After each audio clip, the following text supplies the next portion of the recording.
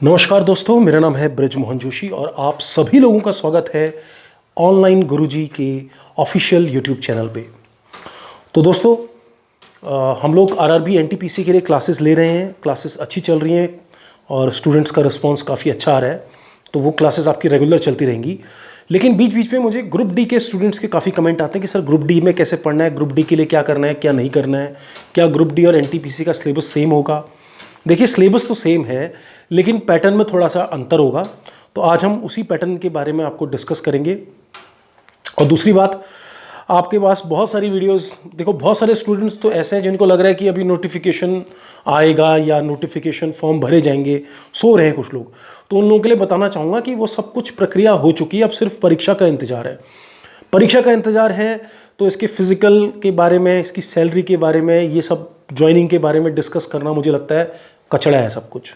ठीक है, बिल्कुल हमें लक्ष्य पे अपना निशाना साधना है और वो है हमारा रिटन एग्जाम। तो मैं सिर्फ रिटन एग्जाम की बात करूंगा क्योंकि रिटन एग्जाम जब क्वालिफाई करोगे तभी तो आगे की प्रोसेस में हिस्सा ले पाओगे।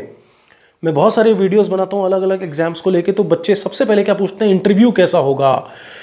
ठीक है, इंटरव्यू के बारे में बताइए। अरे भाई साहब, पहले तो रिटन तो क्लियर कर लो, तभी तो इंटरव्यू तक पहुंचोगे ना, या इंटरव्यू की पहले प्रिपरेशन कर लोगे। ठीक है, ये मैं और एग्जाम्स के लिए बात कर रहा हूँ। तो वैसे ही जो ग्रुप डी है, बहुत सारे स्टूडेंट्स सोच रहे होंगे सर ने सैलरी के बारे में, फिजिकल के बारे में नहीं बताया। कोई ज़रूरत नहीं है अभी जानने की, अपने दिमाग में कचड़ा भरने की ज़रूरत नहीं है। फिलहाल आप बिल्कुल लक्ष्य के प्रति रहिए और याद रखिए अभी आपको क्या सोचना है। देखो, पेपर निकालना और ज्ञान होना दोनों बहुत अलग अलग बातें हैं। पेपर निकालना अपने आप में एक कला है, उसके लिए एक सटीक रणनीति आपको चाहिए होती है।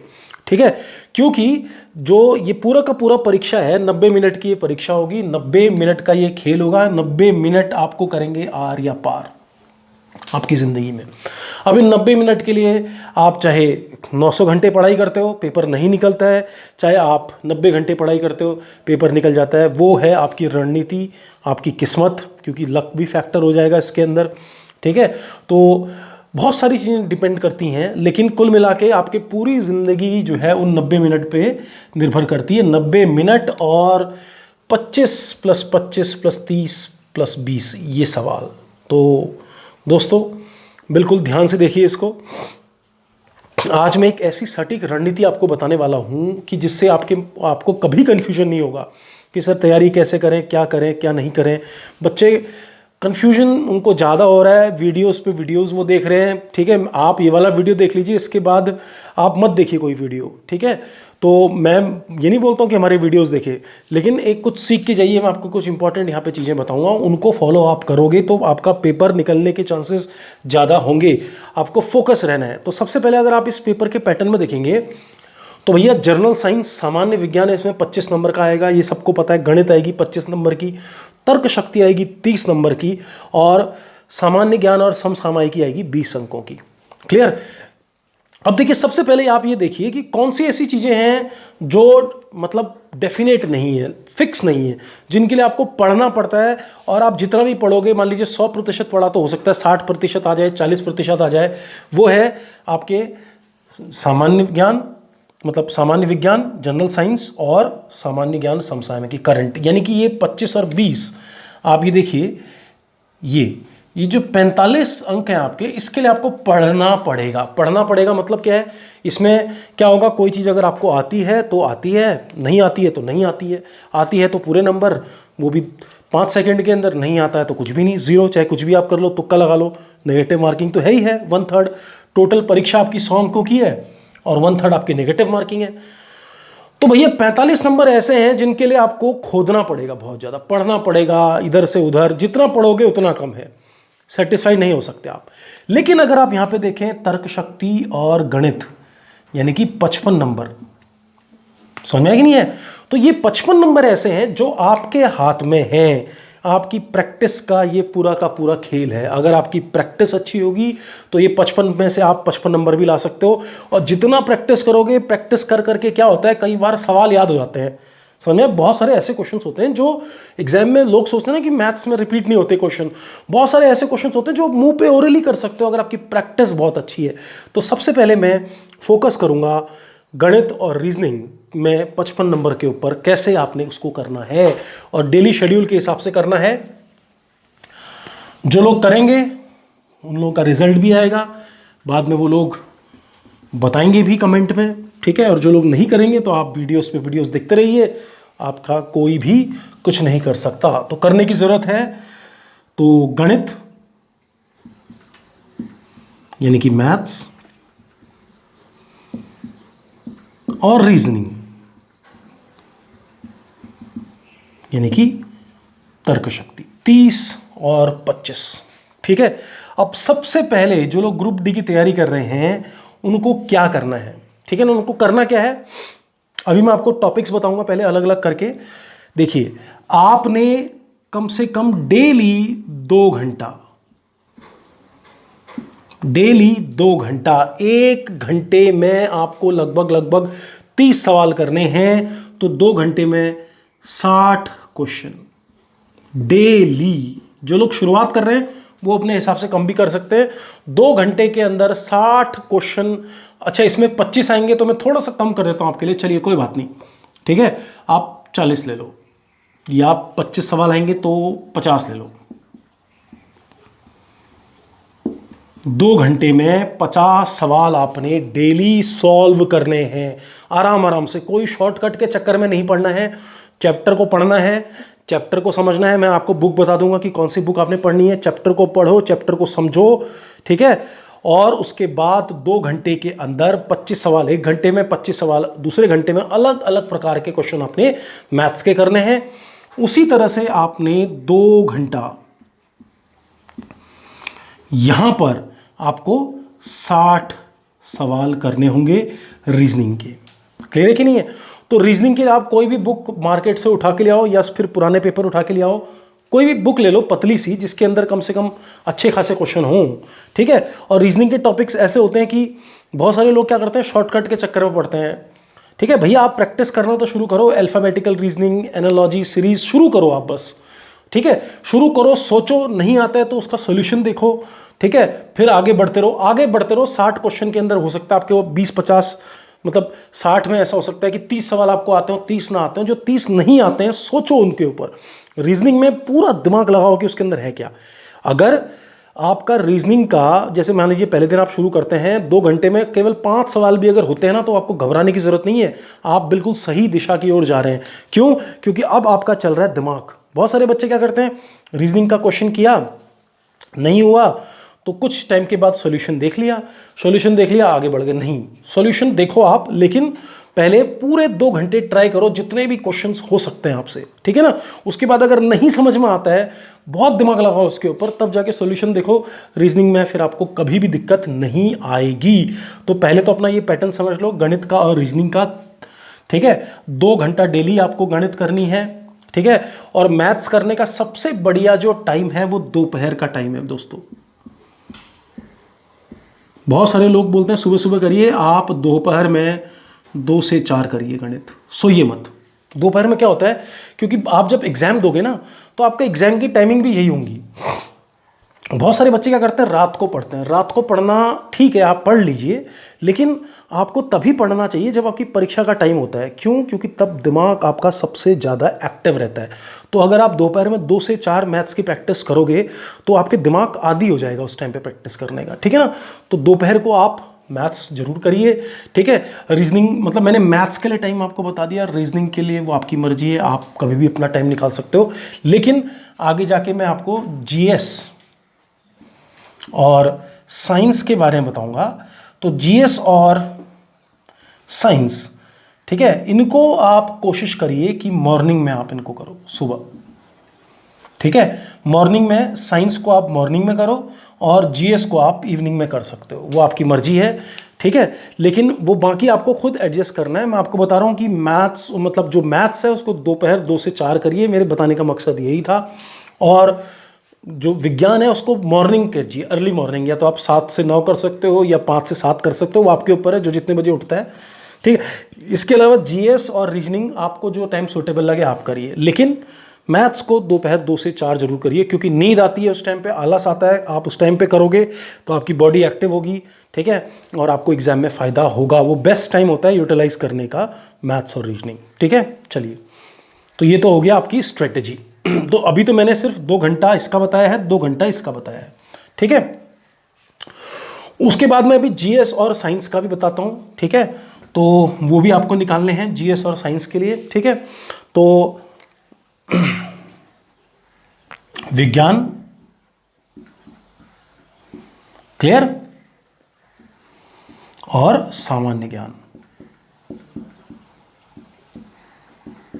अब दोस्तों विज्ञान और सामान्य ज्ञान को कैसे पढ़ना है, अभी आपको टॉपिक देखिए, इसमें 10th लेवल तक का आएगा साइंस, याद रखो 10वीं लेवल तक का साइंस आएगा। तो उसका मैं डिमांड के हिसाब से वीडियो बनाऊंगा। अगर कोई स्टूडेंट मुझे मतलब कि कोई स्टूडेंट चाहता है कि सर आप इसके ऊपर वीडियोस बनाइए, तो मैं आपको साइंस का डिटेल में वीडियो बना दूंगा, जीएस का डिटेल में वीडियो बना दूंगा, मैथ्स का डिटेल में बना सकता हूँ, रीजनिंग का डिटेल में बना सकता हूँ। आज तो मैंने सिर्फ आपको एक इंट्रोडक्शन दिया है इसमें। तो विज्ञान और सामान्य ज्ञान, विज्ञान में भी आपने क्या करना है, आपने कौन सी बुक फॉलो करनी है, आपने सिंपल एक बुक आती है तरुण गोयल, ठीक है। तो ये तरुण गोयल की जो किताब है मैं आपको दिखा देता हूं, तरुण गोयल मेरे पास पड़ी हुई है, ठीक है। तो शायद अभी मिल नहीं रही है, कोई बात नहीं, मैं आपको दिखा दूंगा। तरुण गोयल की बुक आती है, ठीक है। इसको आप ले सकते हो, आप लूसेंट ले सकते हो, लेकिन मुझे ग्रुप डी के लिए ये बुक ज़्यादा सही अच्छी लगी, जो तरुण गोयल की जो किताब है, ठीक है।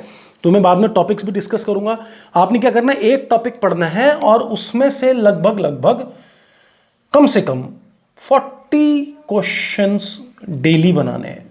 जैसे मान लीजिए आपने विटामिन का टॉपिक पढ़ा आज, या फिर पोषण पढ़ा, ठीक है, या आपने रेस्पिरेटरी सिस्टम पढ़ा, श्वसन तंत्र, तो आपने पहले पूरा पढ़ा, फिर एक एक लाइन के ना सवाल बनाओ, उसको थ्योरेटिकली मत पढ़ो। जैसे आपने पढ़ा श्वसन तंत्र, ठीक है ना, पहला सवाल श्वसन तंत्र में कौन कौन से अंग होते हैं, नंबर 1। दूसरा सवाल, मानव शरीर में कितने फेफड़े होते हैं, वो तो सबको पता है। मानव शरीर में फेफड़ों के कितने हिस्से या लोब होते हैं, इस तरह से करना है आपने, ठीक है ना। फेफड़ों की बाहरी झिल्ली को क्या कहते हैं, इस तरह से क्वेश्चन बनाइए, उसके 40 क्वेश्चन हर टॉपिक के ऊपर। हार्ट के ऊपर भी, सेल के ऊपर भी, जैसे सेल के ऊपर है तो सेल, प्रोकैरियोटिक, यूकैरियोटिक, मैं आपको सब बताऊंगा। आप अगर डिमांड करेंगे तो मैं बताऊंगा इस तरह से कैसे इनको पढ़ना है।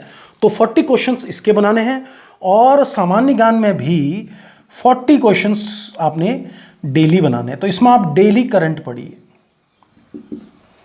ठीक है ना।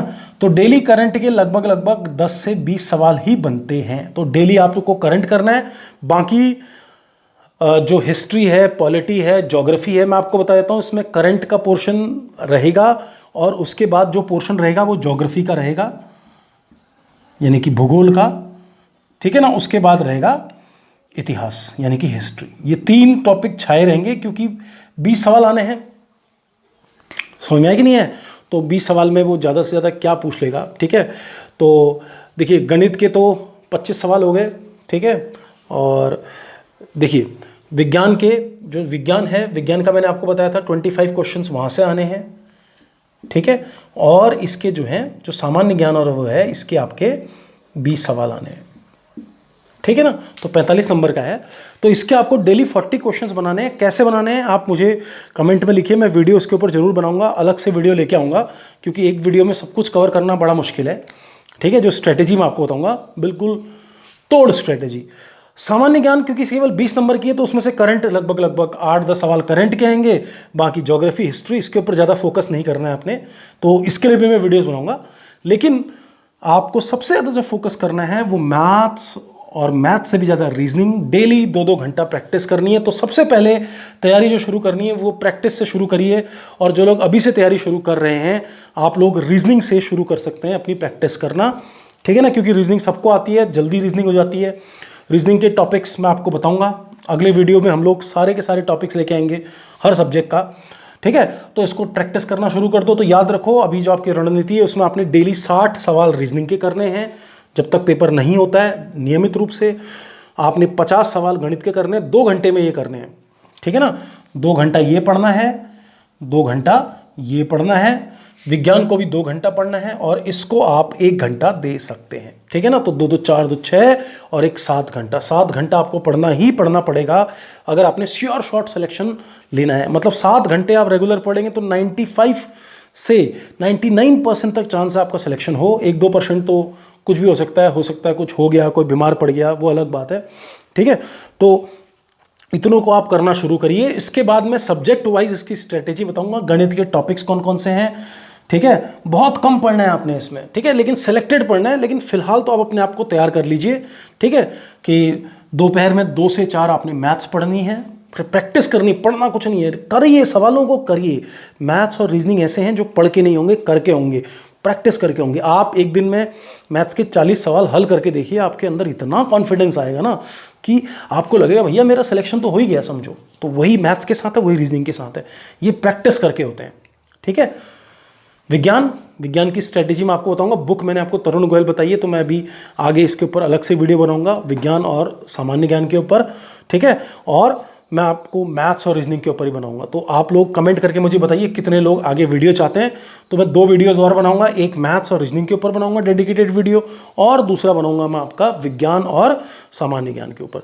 तो फिलहाल आज के वीडियो से आपने इतना ही सीखना है कि पहले आपको इन 55 नंबर को सिक्योर करना है डेली प्रैक्टिस करके, ठीक है ना। 2 घंटा मैथ्स को दो, 2 घंटा रीजनिंग को दो, फिर इधर के जो 45 हैं उनको सिक्योर करने के लिए डेली 40 सवाल विज्ञान से बनाओ, ठीक है। अगर 40 नहीं बनते तो आप 30 भी बना सकते हैं, मिनिमम 30 बनाओ, यानी कि 30 से 40 सवाल। मैं तो 40 से रिकमेंड करूंगा। और इधर जो सामान्य ज्ञान वाला पोर्शन है, इसके लिए डेली करंट अफेयर्स पढ़ते रहो, तो 10 सवाल करंट के वहाँ से बन जाते हैं। बाकी फिर हम लोग हिस्ट्री और ज्योग्राफी, पॉलिटी के जो इधर उधर के जो सेक्शन हैं वो आपको जब इसके ऊपर वीडियो बनाएंगे तब बताएंगे। तो ज़्यादा डीप में नहीं पढ़ना है आपने, सामान्य ज्ञान को डीप में मत पढ़ो, समझ में आया कि नहीं है। और विज्ञान को भी डीप में मत पढ़ो, 10th लेवल तक का विज्ञान पढ़ो। जितना विज्ञान हमने विज्ञान की वीडियोस जो डाल रहे हैं, अगर टाइम लगता है तो उनको देख लो, हालांकि वो भी काफ़ी डीप में है इस पेपर के हिसाब से, लेकिन अगर देखोगे तो सब कुछ कवर हो जाएगा, ठीक है ना। तो मैं इसके ऊपर अलग से सीरीज़ बनाऊंगा, अभी अलग से मतलब बनाऊंगा कि कैसे पढ़ना है विज्ञान। तो आपका सबसे इंपॉर्टेंट होगा रीजनिंग, जिसमें आपने सबसे फोकस करना है, और मैथ्स और विज्ञान। उसके बाद सामान्य ज्ञान तो हम लोग करेंगे, लेकिन इसको इग्नोर नहीं करना है, क्योंकि जो मेरिट बनेगी लास्ट में वो यहीं से बनेगी, क्योंकि ये तो हर बच्चा करेगा, ठीक है। इसमें क्या होगा, जो हिस्ट्री और ज्योग्राफी के क्वेश्चंस हैं वो लोग, बहुत सारे लोग मिस कर जाएंगे उसको, तो मेरिट वही बनाता है, तो वो भी जरूरी है। लेकिन सबसे पहले आप अपनी बुनियाद स्ट्रॉन्ग कर लीजिए। तो आज के लिए सिर्फ इतना ही। तो 2 वीडियोज़ और बनेंगी, आगे देखते रहना, ठीक है। अपना नोटिफिकेशन बैनर को ऑन कर लो, ठीक है। तो एक तो हम लोग मैथ्स और रीजनिंग के टॉपिक्स के ऊपर बनाएंगे, और दूसरा बनाएंगे विज्ञान और सामान्य ज्ञान के ऊपर, ठीक है। तो चैनल को सब्सक्राइब करें, ठीक है। और फिर हम लोग आपको उन वीडियोस के बारे में आगे बताएंगे। Thank you, thanks a lot.